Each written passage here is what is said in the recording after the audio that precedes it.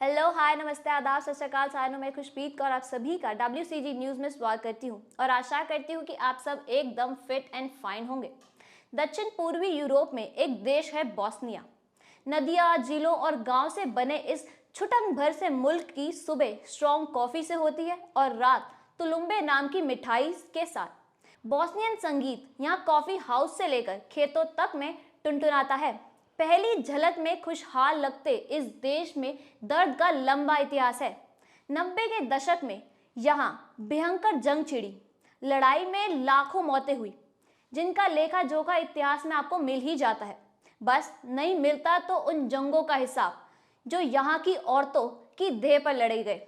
घरों में रेप हुआ, कुओं की पाट पर रेप हुआ, बच्चों के सामने रेप हुआ, जो निकल भागी जंगलों में उनका रेप हुआ। पूरे देश में कोई भी ऐसी जगह नहीं बची जहां जाकर औरतें सब बिसार सकें। ये तो हुआ कहानी का पहला हिस्सा। दूसरे टुकड़े में बात करते हैं उन सैनिकों की जिन्होंने इन औरतों को रोंदा था। इक्के दुक्के को छोड़ के लगभग सभी ने एक सुर में रेप का हिस्सा होने से साफ इनकार कर दिया था। जिन सैनिकों ने भूल मानी भी उनका कहना था कि नशे में, भूख में और गुस्से में उन्होंने ये कार्य किया है, वरना रूटीन दिनों में तो यह रहमदिल मर्द हैं जिनका दिल औरतों के लिए प्यार से लबालब रहता है।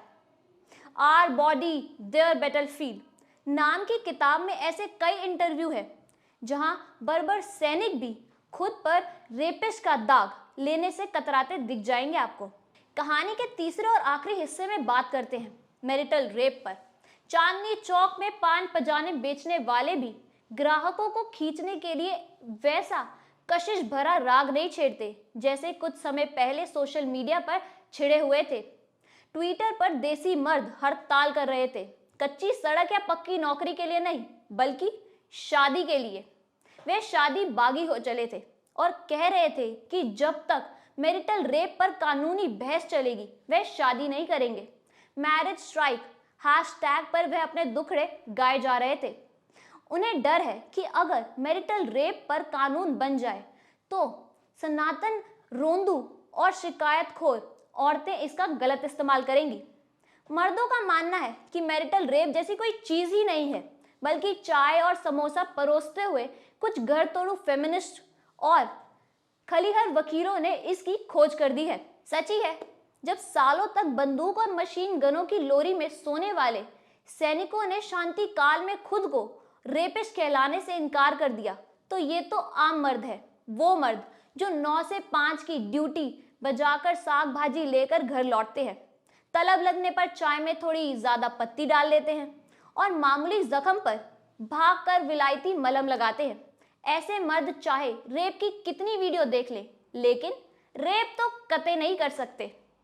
पुरुषों के कच्चे दिमाग को महिलाओं से बचाने के लिए आन की आन में कई संस्थाएं उगाई।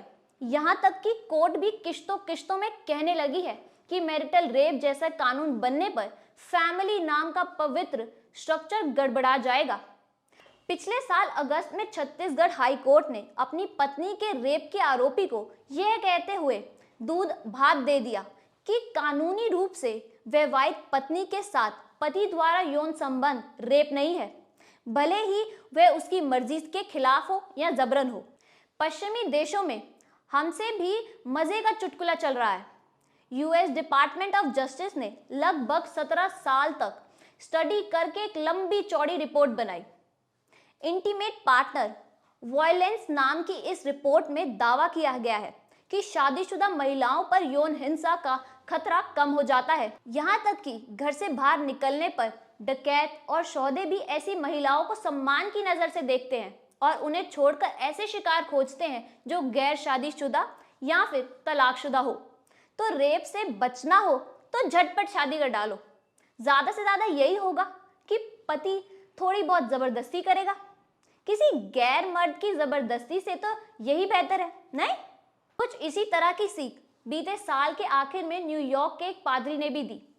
बर्नेट रॉबिन्सन ने 13 नवंबर को एक सभा में आए पुरुषों को संबोधित करते हुए कहा, जेंटलमैन, रेप करना ही है तो अपनी बीवी से करो।